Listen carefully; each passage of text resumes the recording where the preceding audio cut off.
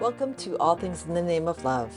If you like this show, please like, subscribe, and share. Thanks. Okay.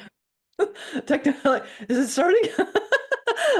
Welcome to another episode of All Things in the Name of Love. And today I have with me Sandy Kusano, who's a human potential coach. I hope I said your last name right.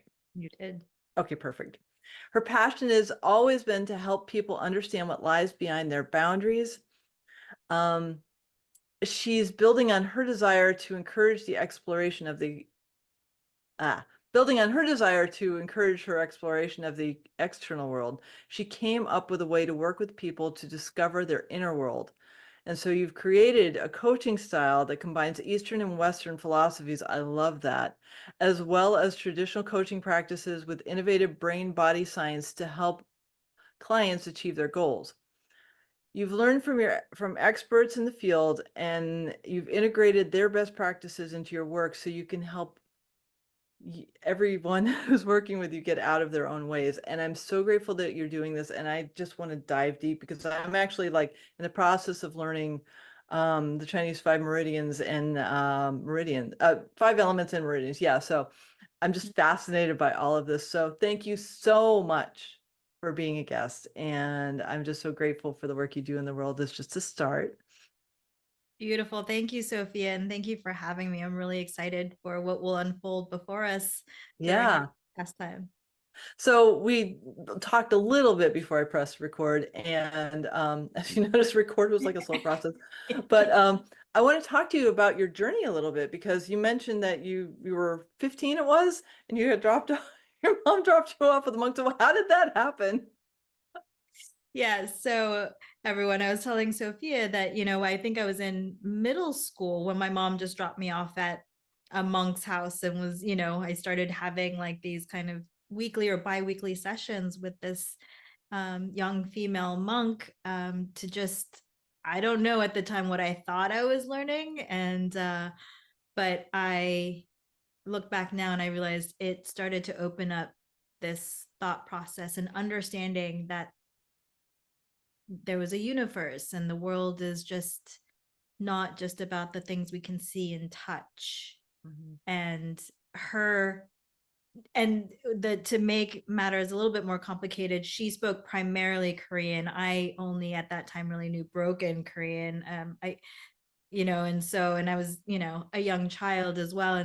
And so there was, obviously the challenges of a language barrier. And yet also, I think what I gained from that experience is that you don't need to speak to communicate and to Mm-hmm. understand. Mm-hmm. That was one of the most powerful early on lessons in my life, that you could communicate with energy. You can communicate with your eyes, with your heart, without a word being spoken, and somehow it still can translate. Mm-hmm. But her earliest ways of helping me understand and having her send her message through me was to have me read the book The Little Prince. I love Are you that. familiar with? Yes, I am. I am. Yeah, and I still have a copy of the book and I read it and I'm like, that's really a hard book even for for a young child to grasp. So when I read it, I had to read it in French. So I mean, it was even Mm. like then translating it. I was like, Oh, okay, well, this is like a heady book anyways. yes. And then translating it, it was a thing.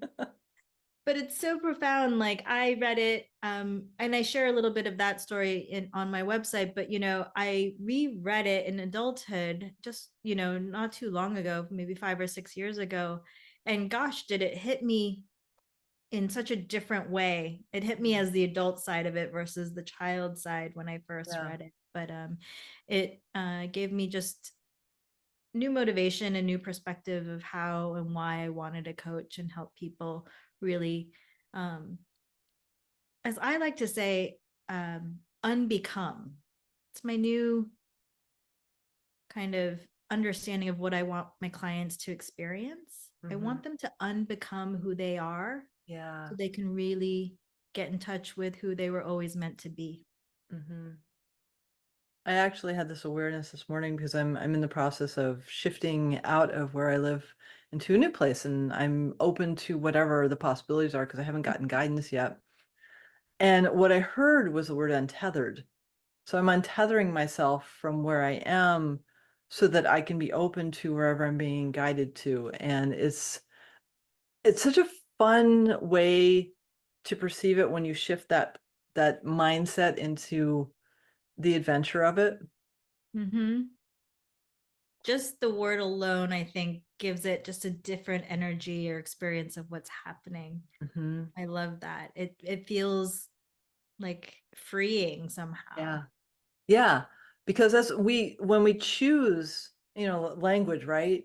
Mm-hmm. There's so many ways we can interpret things, and it's our mindset, it's our frequency, it's the intuition, and how do I wish to see the next step in my journey? And it's like it's play. Yeah, And love that. as we're unfolding all of these layers, it's really cool to remember what brought us joy as kids.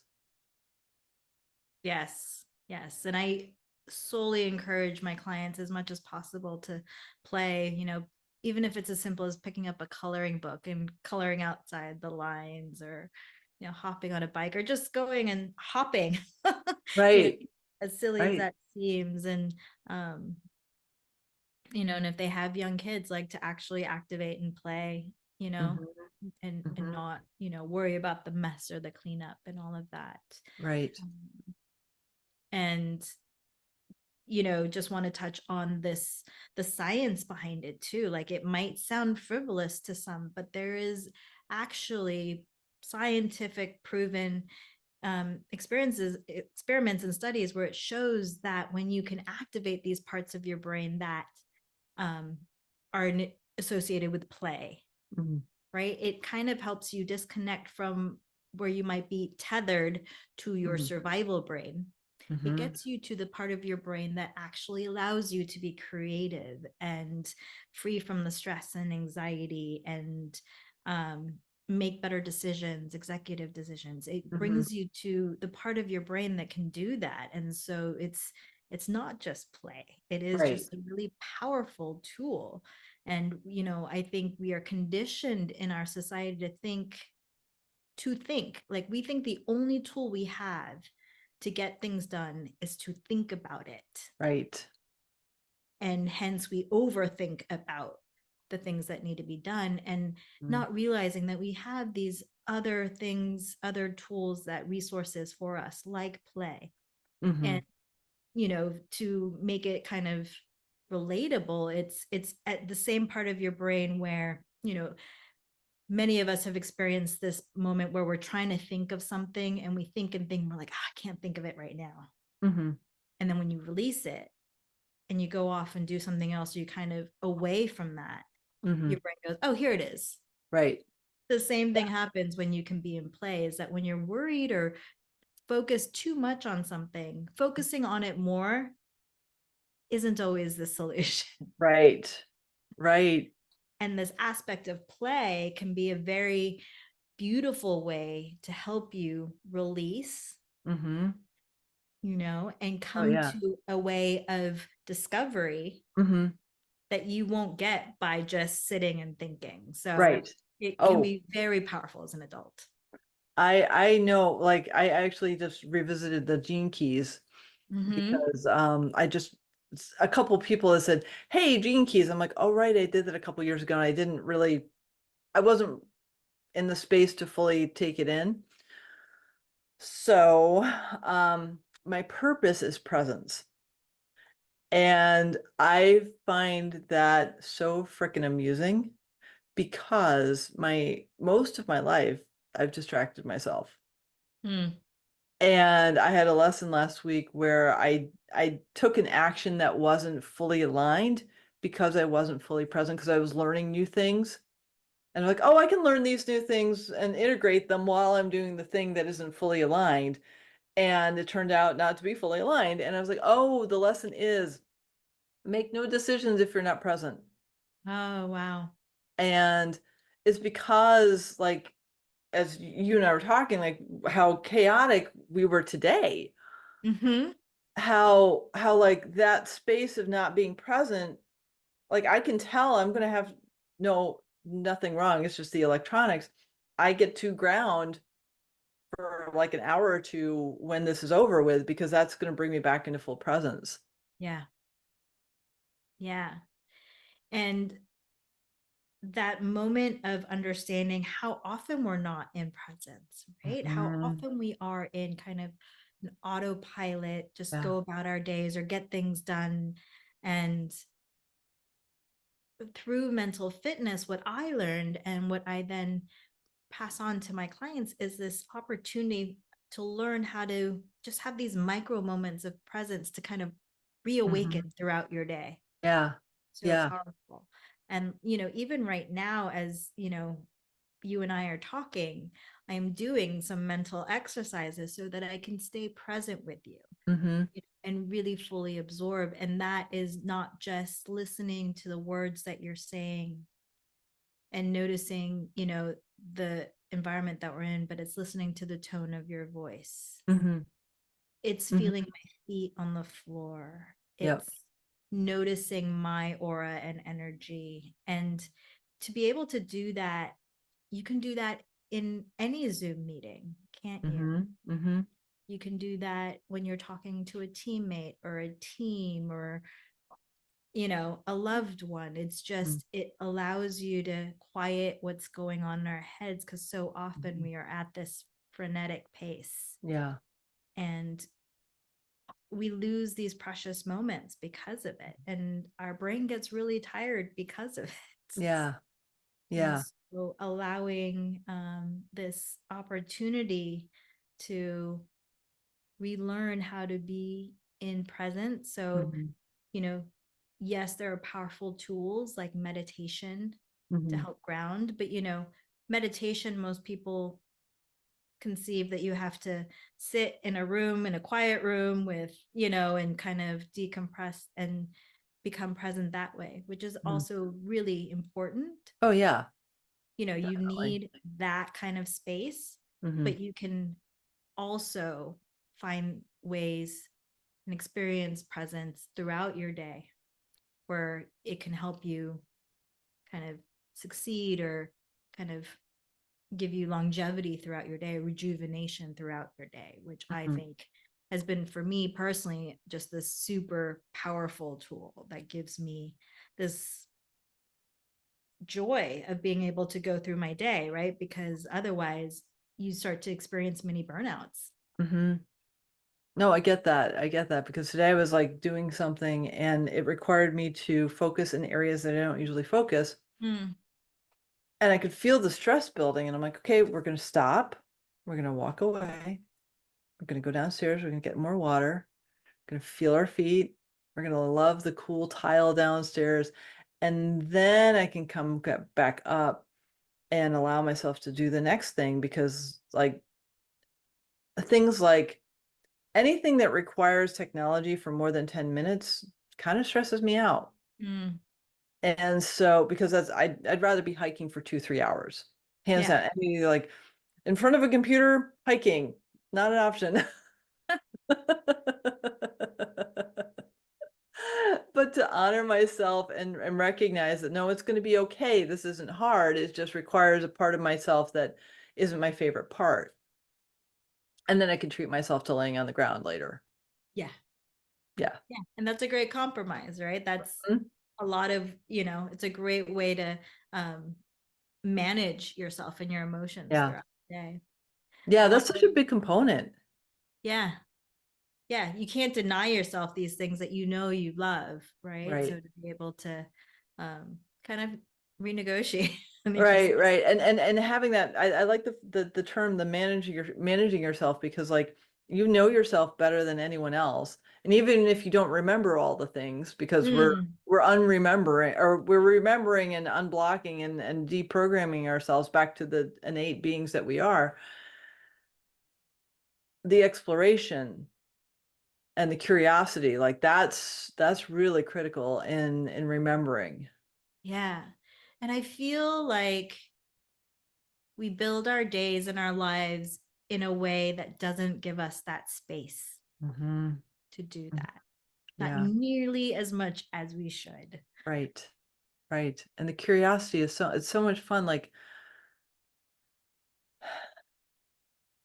so I was watering today and haven't watered in a couple days. So a little frog was in the watering can. And he Mm. popped out right before I started pouring, and I was like, "Oh, hey, buddy, how you doing?" And I was curious. It's a simple joy. It's not so much a curiosity, but it was a curiosity. I was like, "How did he get in there?" I mean, I kind of figured out how he got in there, but like, I was like, "What's a frog doing in here?" And I was just like so in that state of joy because it was unexpected. And it was such a treat. And then I was like, oh my gosh, what else fun things can happen? And I Love found that. strawberries that were ripe. And I'm like, oh my gosh, this isn't like, it just Beautiful. became this joyful cascade of little events that, Mm. it'd be like, wow, that was the best day ever. But it was because it brought me in that state of joy. Yeah. And, I love the word and the experience of joy. Because, happiness is subjective. I feel Hmm. happy. I'm happy when I'm happy this, but there's something that you just so beautifully explained about joy. It just internally comes up, doesn't it? It just, Hmm. you experience it and you feel, it just comes up as joy, like, oh, Right. it's awesome. And so, um, it's one of the reasons why I intuitively, as you said, you intuitively came up with the name of your podcast, All Things in the Name of Love, which I love.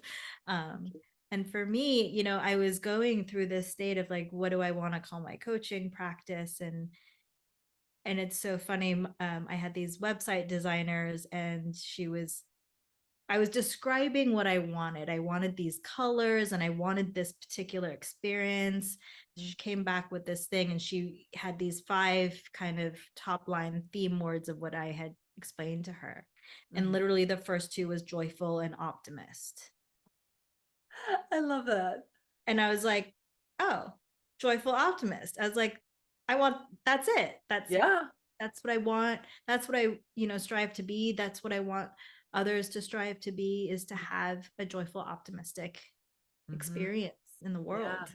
Yeah. So um I can't even remember where we were going with that, but I just wanted to just double Joy. down on joy. I just think that I also had a client recently, she's this mom of her first child, and she lives in New York, and she's startup business, and she's a founder, and she's been just, you can kind of see the wear and the tear Yeah. in her. And each time I meet with her, there's a sigh, like that Yeah. exhaustion. And Yeah. she one day turned to me and she said, I just want to feel joy. Like, it wasn't, I want to be a better this, or Mhm. I want my business to grow, or all these things are important, yes, but Right. at the core of what she wanted in her life, she wanted joy. And Mm. how precious Yeah. for her to recognize that. Mhm. I Mhm. think, and I told her, just the fact that you can see that and feel that for yourself, Yeah. it means you're on a path to it. Mhm. Mhm. I love Yeah. that. I love that because it's an even higher state of frequency than love. Mm-hmm. And to allow yourself to feel that it's an innocence That just gives that me chills. that because I know when I'm feeling innocent, I have a lighter laugh. It's very, you just heard a little hint of it. It's that delight that comes through. And when we're delighted by being, everything becomes magical. Mm-hmm. Oh, wow. That is, that is really powerful what you said. Mm, Really thank you. powerful. Yeah, I heard it come through. Like, thank you, source. So I want to talk a little bit about like how, because I see it for me, and I'm curious like how does it show up for you blending Eastern and Western philosophy in how you show up in the world and how you help your clients? I think one of the biggest ways that Eastern flows through me is this understanding and trust that we are energetic beings, Mm-hmm. which in my mind permeates in my knowledge and understanding through the East Mm-hmm. side of me. So I'm not saying that the West doesn't have those philosophies or Right. understanding. It's just how it comes through me and how Mm-hmm. I relate to this knowledge. Mm-hmm. And um, when I was in high school, my grandmother had like a really trick knee and started to not be able to walk. And so my mom actually found a qigong master who literally, I think somehow my mom had this knack for finding like the best of the best, like That's so cool. acupuncture doctors or just these like Mm-hmm. um monks and masters. And so she found this qigong master who had just recently defected from China, had studied with like these Shaolin monks, and just was this hugely talented, powerful master. Mm-hmm. So she was taking my grandmother there, and I would go along. I would be, in my viewpoint, dragged along for many sessions. And then one day he looked at my mom and I and he said, you know, I was having like these terrible cramps and pains because I was in adolescence Mm-hmm. as a female. So he was doing some treatment on me. And then he would do these sessions with my mom and I. And he explained how, because we're mother and daughter, we have this strong energy connection. Mm-hmm. And Mm-hmm. so he did these exercises to show us how that actually worked in the world. And Oh, it's one of those cool. things where if you're not in it, it's really hard to understand or believe. But Mm-hmm. I swear to you, he would put, my mom on one side of the room and me on the other, and he would generate energy and kind of, you know, place them in our palms. And then he'd allow us to take that energy and we would kind of stand there and feel the energy pulsating. And he would have us do it to a state where we could really feel like our hands getting warm Mm-hmm. and our body started tingling. And then he would have me like go like this towards my mom. And with her body would just start to move forward. Wow. And then That's cool. she would put, and then I would push her back. And then she would do the same to me so that I could feel it. And I could just start to feel my body slowly being pulled, and I mean, Mm-hmm. there's Mm-hmm. not much that you can do to impress a teenager, a 16-year-old, but that to me was like Yeah. mind blowing. Yeah. Like so much in a way, like I was like, I can't really tell anyone because no one would believe me. I can't tell my Right. friends or anything, but I kind of just held this inner knowing, like I can see, or I can now understand what that means to be an energetic being, how Yeah. powerful that is. Oh, And yeah. so that began this understanding. And so that kind of permeates through how I coach my clients, that Okay. when I'm sitting with them or when I'm in session, I'm not just asking questions. Mm-hmm. I'm sending and receiving energy as Mm-hmm. well. you Yeah. know it's kind of this whole experience for me Mm-hmm. that I try and create with them, and to have them really tap into source, or however they want to feel, to come up with their inner wisdom of what's Mm-hmm. happening. And so sometimes it's me sharing kind of ancient Asian like mantras, or the power of mantras, the power of um tapping, bringing tapping in to awaken their meridians, things Mm-hmm. of that sort. And then I meld that with, what I've learned through coaching, like this asking powerful questions, giving people space so that they can search, because so much of what people want is just the answers. They'll be like, well, what do you think? What Mm-hmm. should I do? Right.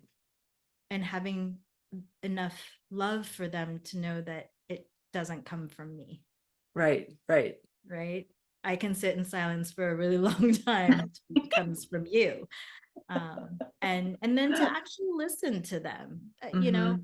I think a lot of clients are blown away, and I'm blown away by how many times they're just so appreciative that they've been heard. Mm. Yeah. And that speaks volumes in the sense that that means a lot of people just go about their day existing but not being Right. seen or heard. Well, it's interesting. One of my friends got annoyed with me recently because I ask how she is, but I mean it. Mm-hmm. And she's like, "Why do you always ask how I am?" I'm like, "Because I give a shit." And she's like, "I'm not used to that." I'm like, "Well, Mm-hmm. okay, but I do actually care about you as a human being. I wouldn't ask it if I didn't care." And she's like, "I gotta get used to that." I'm like, "Okay, I don't need to ask the question. Thanks for your awareness of letting me know that that's a trigger for you. Yeah. I don't need to ask it, but I do genuinely care about you. So I'm gonna listen and see what happens." And now it's at a point where she just tells me what's going on. I don't have to ask because she knows she can trust me and that I'm gonna listen. Mm-hmm. And active listening is it's a rare gift. It's a rare Yeah. gift. It's it's a it's a rare gift, and I it's also a skill, right? Like, Mhm. gosh, how much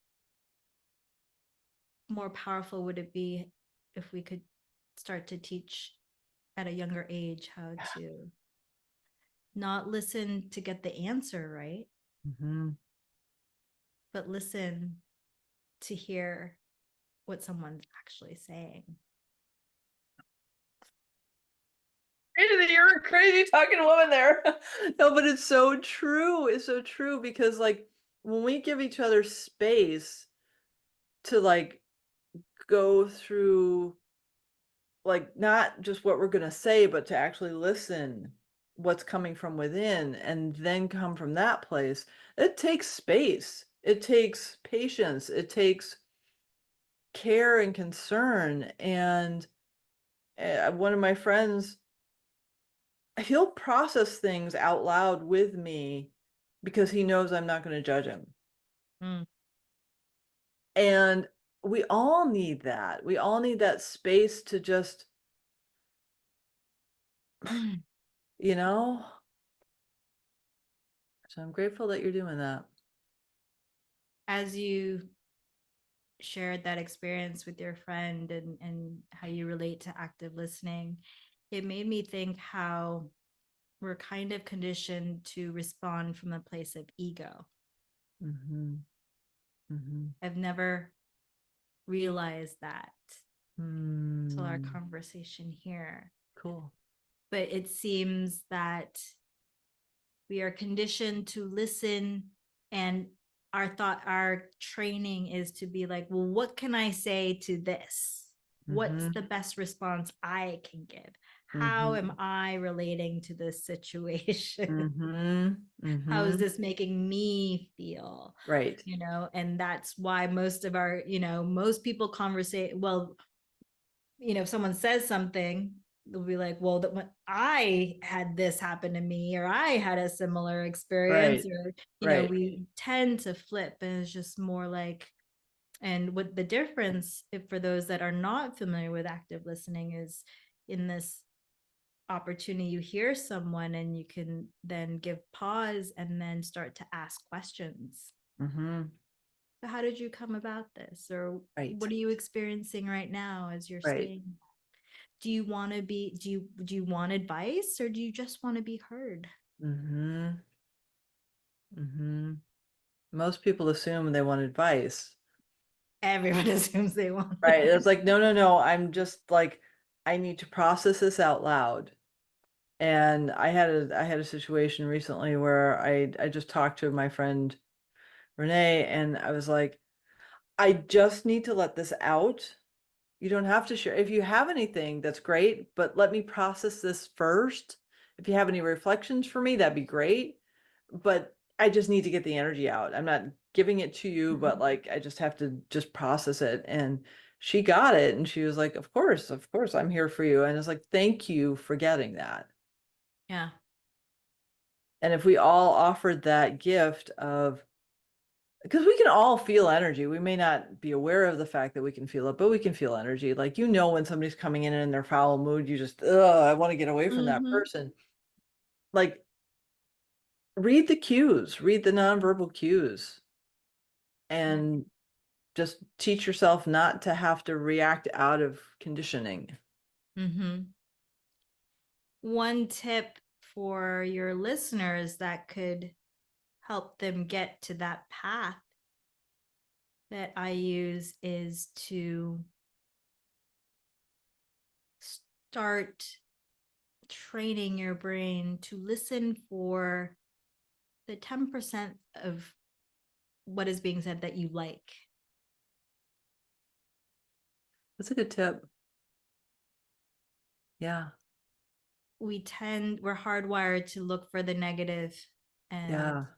um and that comes up when we listen, right? Oh, Mm. that was wrong, they said that wrong, that Right.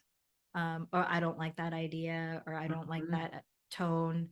And so it kind of hamster wheels into how we react. And so Mhm. when you start to listen for, you don't have to agree with everything they said, and Right. literally just 10%, the smallest percent, like what did I like about that? What resonated with me? What Hmm. can I, Hmm. just to say, like, a great way to, what I like about what you just said is X. Yeah. It Oh, yeah. just changes. It literally makes the other person feel like they've been heard, though, because they have. You have to try and listen for what you like, Yeah. because it's so Oh, intuitive yeah. to listen to what you don't like. And when you listen to the things you don't like, you get into conflict. Yeah. And then you start to formulate your response, right? Right. Because you're like, oh, well, I didn't like that. And you start to Right. really go into it. Hmm. Mm-hmm. When it's just like it really is about like honoring the space. You don't have to solve problems. Mm, Give advice. You can just be and allow. yeah.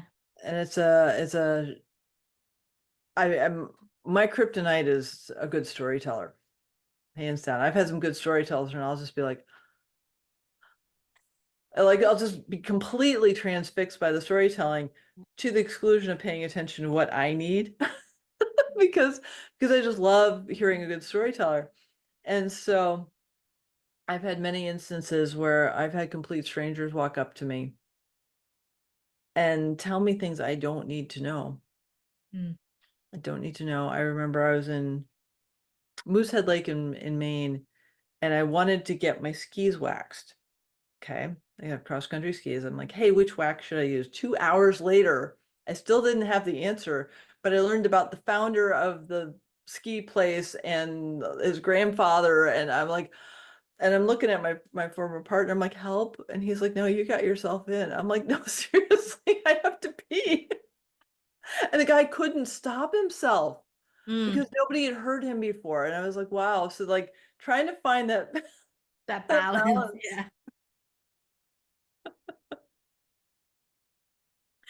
Oh, absolutely. Yeah. Those are tough situations for sure. Oh my goodness. So what is one of your favorite techniques on how to help people cultivate joy? Favorite techniques Yeah. of that.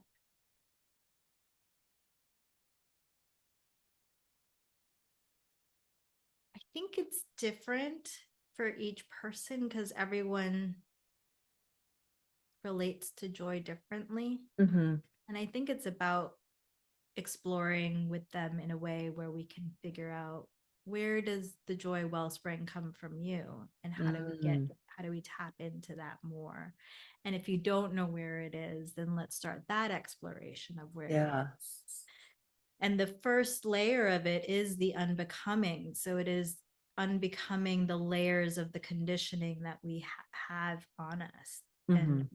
the negative thought patterns that we have. So Yeah. um,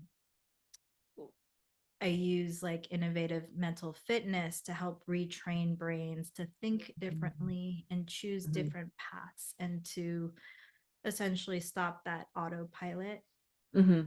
But so that's kind of step phase one, because first you have to know how to access the parts of your brain and your body Hmm. that you can recognize joy. Yeah. Yeah. Because Oh, you're, yeah. yeah, because if you're sabotaged, if you're hijacked in a way, then you're looking at the world it, through a lens that Hmm. will gloss over joy.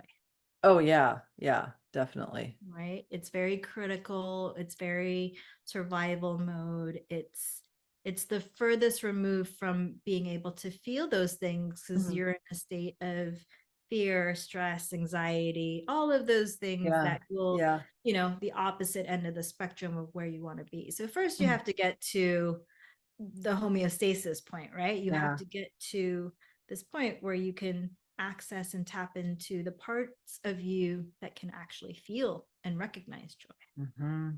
Hmm. And then from there, we go into where in your life can you inject or experience more joy? How does that work? Is it more play?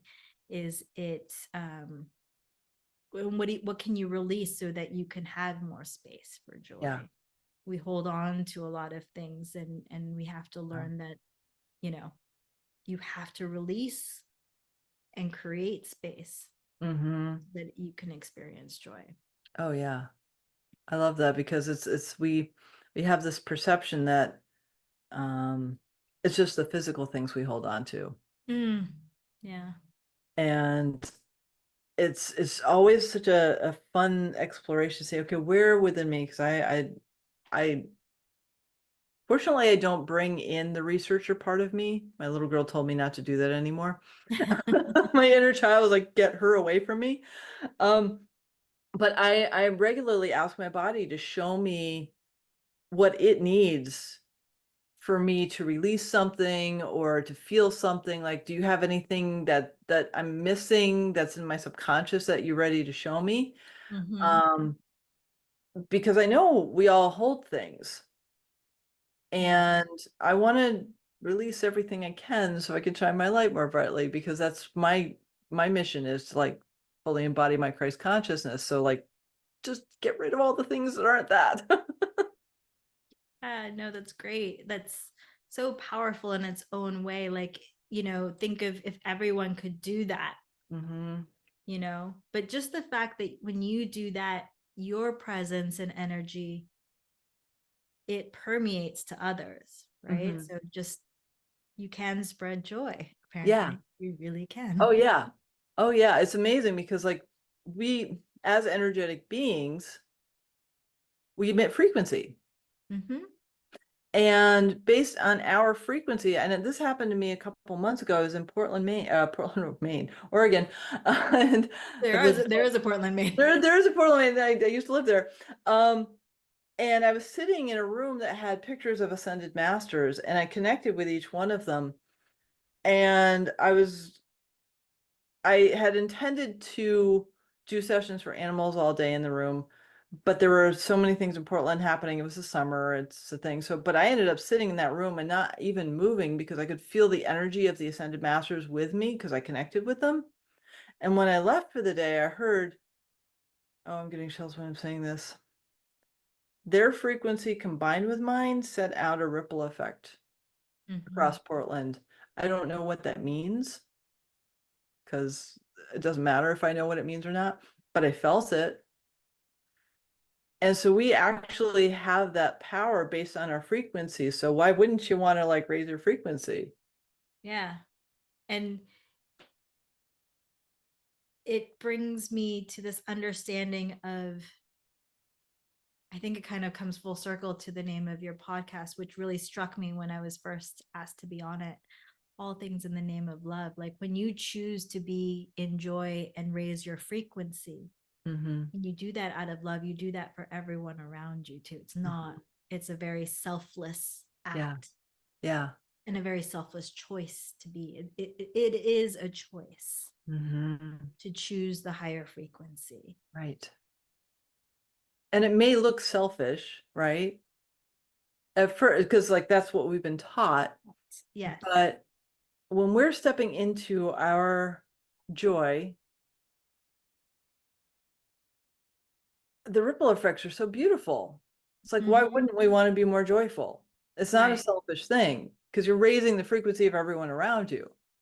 Yep. And they can be in their joy. It hasn't to be the same joy as you, but it's their joy and they're picking up on it so that they're getting inspired to step into that frequency too. Mm-hmm. Exactly. And if you don't believe Sophia or I mean, try it out for yourself. Like you can, you know, walk into a room and be nasty and mean and Mhm. see and experience the mood of the Mhm. room. And then in a different situation, choose the higher frequency and what happens into that room. Like you can Yeah. really see the effects. And again, when you are not an autopilot and really Mhm. present to what you're doing, you can be more responsible for those choices. Mhm. And when you're present, and where I love getting my clients to be, and where I am still in practice of, is the moment I can catch myself in the lower frequency, Mhm. can I get myself back into the higher frequency? Yeah. Yeah. And all things in the name of love, we call it, it's not selfishness, it's love for yourself, Mhm. which is really hard for people to do, but Yeah. it is a kindness and love for yourself, because your body experiences a tremendous amount of stress when you're in lower frequency, right? Mhm. So being able to do that for yourself in the moment that you can catch it Yeah. is super loving to yourself and then loving to others. Mhm. And there's a way to do it where, I don't know why, but I can relate in the sense that when I first started doing it, felt like I was being weak, right? Like Okay. I was giving up on my stance, or being, I stubbornly wanted to stay in this lower frequency. And I Mhm. really had to explore for myself, like, why? Like, Right. you know, and sometimes it means that I have to admit, like, say like when I'm in with, disagreement with my partner, like Mhm. I am wrong in the situation, Mhm. and the old conditioned me wanted to stay in the wrong because I just didn't want to admit it. And I wanted to stay in, like, I just wanted to stew in the anger. Right. Right. And the most powerful lesson I learned this year for myself is that when I am in conflict, I didn't know how to handle healthy conflict. I conflict to me was something you just avoid. Like if it doesn't make you feel good, like I just Yeah. would avoid anything. Mhm. And I actually, the way I've come to grips with how to deal with that for myself is that when I feel like I need to be in conflict, then I choose love. Mhm. And so when I choose love, first and foremost, it's love for myself. For where I am in conflict, I do not want to hold that.